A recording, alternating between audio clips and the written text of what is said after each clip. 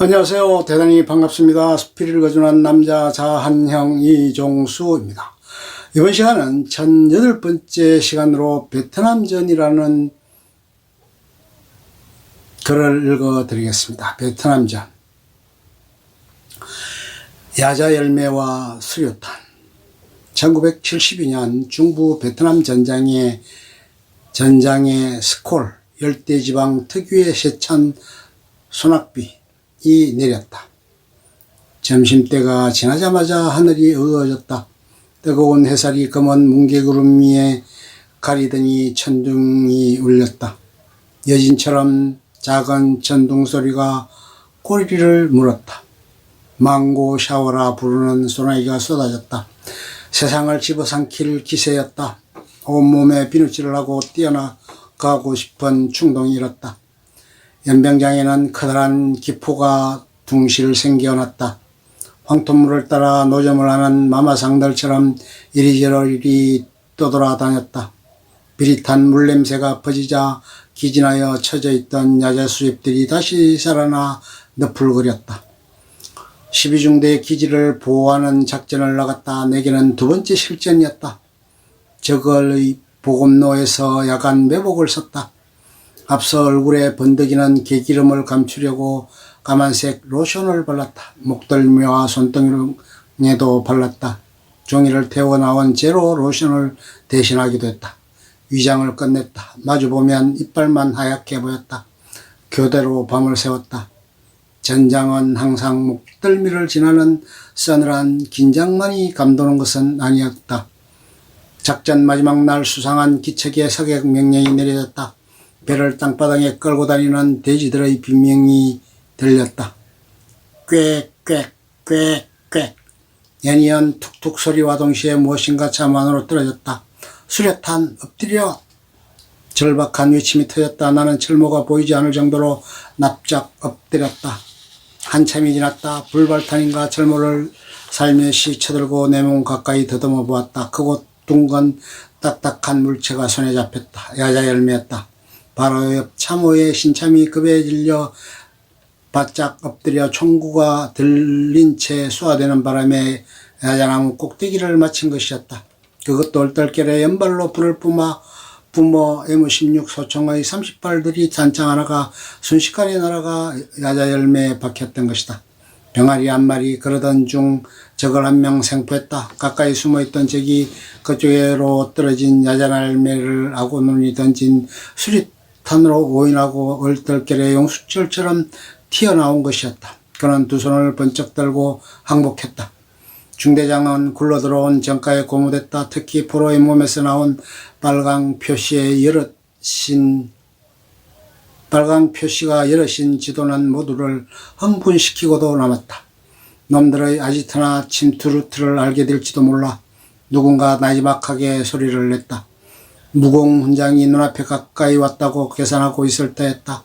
날이 밝아왔다. 참호 둔둑에서 뻣뻣한 몸뚱이를 일으켰다. 밤새 엎드려 거총자세를 하고 있은 탓에 흙바닥에는 내 몸 위에 눌린 자국이 그대로 거푸집처럼 선명하게 드러났다. 우리는 서둘러 헬기를 불렀다. 여기는 080, 060 나와라 오버. 여기는 060 기소는 송신하라 오버. 독수리들은 병아리를 한 마리 낚아채 둥지로 간다 오버. 우리 중대는 해지고 남루한 검정 파자마 차림의 깡마른 포로를 앞세우고 부대로 돌아왔다. 포로가 연병장 팔각정 기둥에 묶여 널브러져 있었다. 3일째였다. 중대장은 민사병을 통해 포로를 치조했다. 정보를 캐내려 온갖 방법을 동원했으나 쉽지 않아 보였다. 포로는 보기 드물게 뿔테안경을 쓰고 있었다. 그는 앙담은 입술은 여간 고집스러워 보이지 않았다. 우리 중대에서 잡아두고 있을 시간이 얼마 남지 않았다. 상급 부대로 넘겨야 하기 때문이다. 포로 입에서 훈장을 상실하는 데 기여할 정보를 얻지 못했다. 소기의 성과를 거두지 못하자 중대장은 화가 났다. 포로 근처에는 아무도 접근하지 말라는 엄명의 바람조차 얼씬하지 못했다. 물도 주지 말라고 했다. 생리적인 볼일조차 허락하지 않았다. 하기야 이틀이나 입에 넣은 게 없으니 나을 곳도 없을 터였다. 포로는 죽은 듯 미동도 하지 않았다. 스콜이 내렸다. 아열대 몬순 기후의 소나기였다. 포로가 눈을 떴다. 따라서 몸뚱이도 움직였다. 몸을 버둥거려 쏟아지는 빗줄기 쪽으로 기어갔다. 빗줄기를 만나자 겨우 입을 벌렸다. 야 보초, 저 새끼 빗물도 못 처먹게. 중대장의 고함 소리는 대나무를 쪼개다 빗줄기를 갈랐다. 나는 얼른 걸치고 있던 판초 우위를 벗어 포로에게 덮어씌워버렸다. 무더덕 빗소리가 났다. 그 위로 태권자 유단자인 중대장의 발길질이 몇 번이나 지나갔다. 나는 보초교대 시간이 다가오자 잔뜩 긴장했다. 보초를 쓰다 보면 언제 불똥이 튈지 모르기 때문이었다. 나와 전우들은 소대장을 원망했다. 중대장의 비위를 맞추느라 자청하여 포로를 감시하는 보초 임무를 맡았기 때문이다. 젠장 중대장 따까리는 말릴 수가 없어. 우리 소대원들은 비탈길을 오르는 전차의 궤도소리처럼 투덜거렸다. 이건 명백한 제네바 협정 위반이야. 포로에 대한 협약 위반이라고. 나는 파병 전에 포로를 다루는 교육을 받았었다. 베트남 전쟁을 끝내고자 열린 파리 평화협상은 그 치레로 맘돌고 있었다. 양쪽 진영은 서로의 욕심으로 그어놓은 북이 몇 도선을 한 뼘이라도 더 차지하기 위해 전투가 더욱 격렬해질 뿐이었다. 그래서 전사자가 어느 때보다도 많이 발생한다는 기사가 신문지면을 장식하고 있는지 모른다. 죽으면 호도를, 산다면 공부를. 1971년 베트남 전쟁은 막바지로 치닫고 있었다. 나의 군대 복무 기간도 오래 남아있지 않았다. 나는 입대할 때부터 전쟁철을 염두에 두고 있었다. 아버지께서 하시던 원동기 사업이 실패, 집안 사정이 어려워 학업을 중도에 그만둔 터였다. 제대를 하면 학비가 필요했다. 돈을 만들 다른 방법이라고는 없었다. 마음이 급해질 수밖에 없었다. 한마디 상의도 없이 베트남 전쟁에 지원하고 말았다. 그러다 보니 어머니께 불효를 저지르고 말았다. 그해 화천군 간동면 오엄리 파월 교육대에는 눈이 자주 내렸다. 무릎이 눈 속에 푹푹 빠지는 것은 보통이었다. 사격장에서 엎드려 실탄을 장전하면 가람자 너머에 어머니 얼굴이 보이기도 했다. 미군에 맞춰 만들어서인지 무거운 M1 소총 대신 가벼운 M16 소총은 그나마 작은 위안이었다. 우리나라 남자들은 자신의 이름을 남기기를 좋아하는 모양이었다. 훈련장 곳곳의 벽면에는 파월 초기부터 지나간 선배들의 흔적이 눈에 띄었다. 마치 서로 다투어 고개를 내밀고 있는 듯 보였다. 조국이여 영원하라. 부모님 전상서 그대여 사랑한다. 사랑하는 베트남. 굿바이 베트콩. 자부수자 공산당 조지 워싱턴 고마워. 모두들 잘 있거라. 전우를 두고 결코 돌아오지 않는다. 나도 불현듯 한 줄 남기고 싶은 충동이 일었다. 죽으면 효도를, 산다면 공부를. 마지막 훈련은 40km 야간 행군이었다. 말로만 듣던 백리길이었다. 저녁 식사가 끝나자마자 군장을 꾸렸다. 양말 바닥에 비누칠을 하였다. 그래야 발이 덜 부르탄다고도 했다. 자정이 넘자 행군 중에 앞뒤 사람들과 줄을 이어 서로 묶었다. 깜빡 졸다가 길밖으로 추락할 것이 염려되었었다. 가다 보면 한 번씩 다리가 꼬인다 싶은 순간에 꿈을 꾸기도 했다. 고향 마을의 감나무가 수원도 보였다. 다니던 학교의 운동장도 지나갔다. 친구를 부르며 뛰어다니기도 했다. 그러다가 눈물 짓는 어머니의 모습에 화들짝 깨어났다. 뽀드덕 밤새 눈 밟는 소리가 귓전을 떠나지 않았다. 이 하얀 눈도 마지막이 될지 모르니 실컷 봐라 알았나. 산이마사가 한마디 던졌다. 앞서가는 횡렬이 마치 열대우림의 큰 뱀이 꿈틀대며 헤엄쳐 지나가는 것처럼 보였다.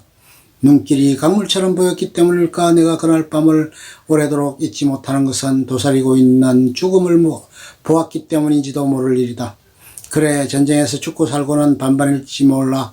전후 중 누가 죽을지 아니면 내가 죽을지도 모르지. 먼동이 트면서 어둠이 거칠 무렵에 문득 그런 생각이 들었다. 밀국수. 이튿날 저녁에 어머님이 눈길을 헤치고 마지막 면회를 왔다. 호적에서조차 파내겠다고 하시던 감정은 다소 가라앉은 눈치였다. 정말 다행이었다. 마음속으로 어머니의 얼굴도 못 보고 고국을 떠나게 된다면 어쩌나 하는 걱정이 태산 같았으니까 말이다. 나는 절모를 쓴 채로 어머니를 끌어안았다. 그런데 깜짝 놀랄 일이 있었다. 국수였다. 어머니는 삶은 국수를 기름종이에 싸가지고 부를까봐 조바심 치며 서울에서 춘천고개를 넘어 오음리까지 한달음에 다 온 것이었다. 평소에 어머니와 나는 국수를 좋아했다. 내가 첫 휴가를 나갔을 때도 어머니는 단 한마디만 했다. 응, 왔어. 그리고는 아들의 얼굴도 제대로 보지 않고 부엌으로 가서 국수부터 삶았다. 흐르는 눈물을 닦지도 않은 채로 엄마 우시는 거예요. 아니야, 울긴 김이 올라서 그래. 국수 솥에서 부풀어 오르는 뜨거운 거품을 찬물로 주저앉히시면서 당신의 폭받치던 감정도 가라앉혔다. 찬물에 국수를 헹구며 몇 가닥 돌돌 말아 맛보기로 내 입에 먼저 넣어주었다. 맹물에 몇 번 헹구는데도 간이 배어 있었다. 눈물이 들어갔어야 쓸까. 우리 엄마 국수는 양념이 없어도 제맛이지. 하하하. 그제야 어머니는 눈물을 멈추었다. 국수는 집안에 어려운 일이 있을 때 가족들을 이어주는 마음의 끈이었다. 어머니는 부대 앞 여간방에서 삼배 보자기를 펼치고 기름 종이를 벗겨냈다. 어머니의 국수였다. 여간 주인에게는 냄비를 부탁해보았다. 면회온 사람이 많은 탓에 뜻대로 되지를 않았다. 하는 수 없이 철모를 사용하기로 했다. 얼룩무늬 위장풀을 벗기고 화이발을 빼낸 다음 알철모의 안쪽을 잘 닦았다. 철모를 놓고 베개로 양쪽을 받쳐 세웠다. 국수를 담은 다음 양원 주전자에 담아온 동치미 국물을 부었다. 철모의 거의 절반이나 차올랐다. 그 위에 어머니의 굵은 눈물이 간을 더해주었다. 이런 새벽에 설마 저녁에야 먹으니 면발이 뒤엉켰다. 젓가락에 제대로 올라붙지를 않았다. 국수발이 이어지지 않고 중간에 뚝뚝 끊길 정도였다. 퉁퉁 불어 끊어진 국수와 내 눈물이 철모 안으로 함께 떨어졌다. 많이 먹고 꼭 살아서 돌아와야 한다. 알았지? 어머니는 국수의 긴 면발처럼 내 목숨이 길게 이어지기를 바랐을 것이다. 끼고 있던 건반지까지 호신용 부적으로 내게 건네주었다. 밤새도록 눈이 내려 아침까지 눈 속에 정강이까지 빠졌다. 어머니는 약한 모습을 보이지 않으려고 애를 썼다. 나도 표정관리하기가 쉽지 않았다. 어머니가 탄 버스가 보이지 않고도 한참을 눈밭에 그대로 서 있었다. 옴니의 마지막 밤이었다. 눈발이 거치지 않았다. 모포부대. 그해 12월까지 봉급이 몽땅 나왔다. 조국은 전사할지도 모를 우리에게 가부를 해준 셈이었다. 벽사는 산패인 터지는 소리로 요란했다. 뚜껑이 날아 천장에 부딪혀 소리를 냈다. 탕탕 마치 총소리처럼 들렸다. 고국에서 가지는 마지막 회식 자리였다. 교육대에 오기 전 같은 부대에서 온 박상병은 잔뜩 취해 있었다. 야, 친애하는 이상병, 우리 모포부대에 한번 가볼래? 아니, 모포부대가 몇 사단인데? 나는 영문을 몰라 되물었다. 모포부대도 모르는 바보 등신 같은 자식, 날 따라와봐. 박상병은 나를 끌다시피 하여 부대 담장 쪽으로 나왔다. 성벽처럼 쌓인 돌담 위에는 보초가 왔다 갔다 하고 있었다. 박상병이 가리키는 손가락을 따라 담 너머 밖을 내다보았다. 영화 닥터 지바고의 배경 같은 눈밭에 군데군데 점이 박혀 있는 듯했다. 점박이마다 무엇인가 움직이는 물체가 보였다. 야, 이상병, 저게 모포부대다 알겠냐? 이동식 사창가였다. 여자들이 모포를 사당분으로 접어마라 겨드랑이에 끼고 다닌다 해서 붙은 별칭이었다. 모포부대에서는 남자가 바지를 벗는 것이 아니고 반쯤만 내려야 된다고 했다. 박상병의 입에서는 연신 침이 튀었다. 이튿날 춘천역에서 환송식이 있었다. 군악대가 힘찬 행진곡을 연주했다. 여학생들이 꽃다발을 장병들 목에 걸어주었다. 하늘에서 색종이가 흡사 오색의 눈인 양 휘날려 플랫폼에 쌓였다. 기차는 북한강을 따라 서울로 향했다. 용산역은 환영식인 바로 붐볐다. 군악대와 의장대가 더욱 번쩍거렸다. 여학생들이 꽃처럼 양쪽으로 서 있었다. 우리는 차창을 모두 열었다. 피켓을 흔드는 가족들, 이름을 외쳐대는 아버지들, 눈물이 가득한 어머니들, 그 사이로 내 어머니의 모습이 보였다. 이거 줄라고 다시 안 왔나? 김치와 고추장이었다. 기차가 움직일 때까지 어머니는 내 손을 놓지 않았다. 기차가 기적소리를 고르더니 서서히 움직였다. 바람결에 이슬 같은 물기가 내 볼에 와 닿았다. 악한에서 누가 그토록 복받쳐 눈물을 날렸는지 내 눈물도 다음 칸으로 날아갔을 것이 분명했다. 부산항 제3부도 미국의 퇴역군함 업셔호에 올랐다. 마지막 환송식이 있었다. 피켓은 더욱 큼직해졌다. 메가폰까지 동원되었다. 다이처럼 골리앗같이 생겨먹은 배 위에 돌팔매질을 해댔다. 가족들이 편지에 돌멩이를 싸서 갑판 위로 던져 올리는 것이었다. 힘이 모자라 베이까지 채오르지 못하여 바다에 떨어지는 것이 더 많았다.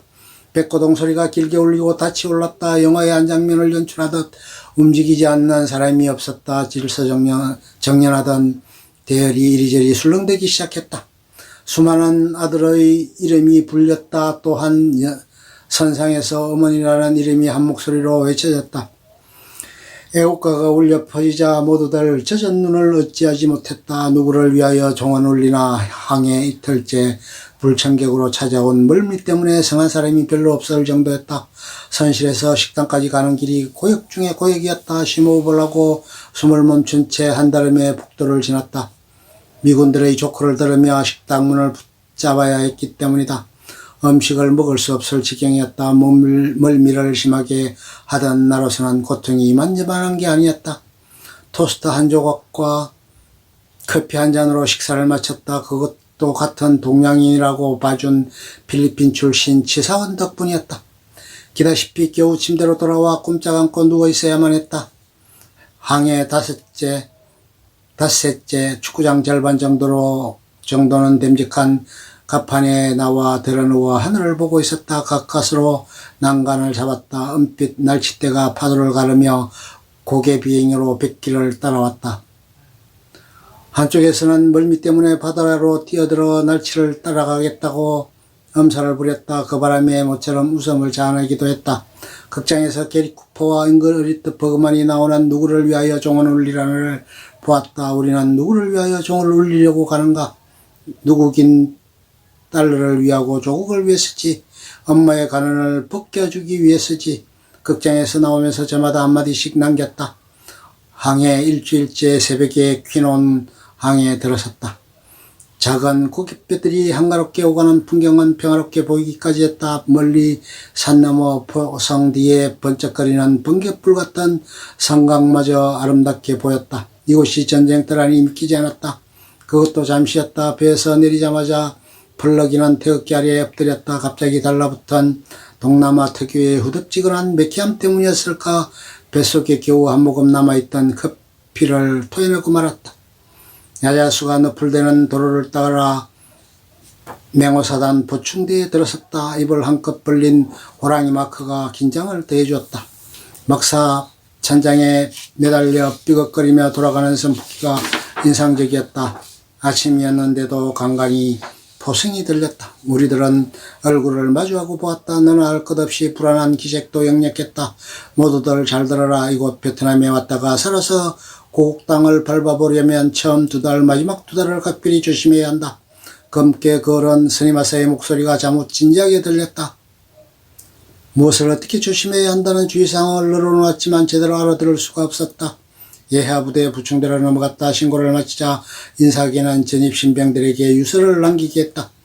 아니, 유서를 쓰다니. 나는 갑자기 한기를 느꼈다. 모두들 부모님 전상서로 시작하는 편지를 쓰기 시작했다. 쓰고 지우고 다시 쓰면서 누런 편지지 위로 눈물이 뚝뚝 떨어졌다. 누구도 막을 수 없는 뜨거운 감정이 흘러내렸다. 군원답지 않게 여러 번 울었다. 태극기를 보기만 해도 애국가를 듣기만 해도 그랬다. 고국 얘기만 나누어도 그냥 알 수 없는 눈물이 나곤 했다.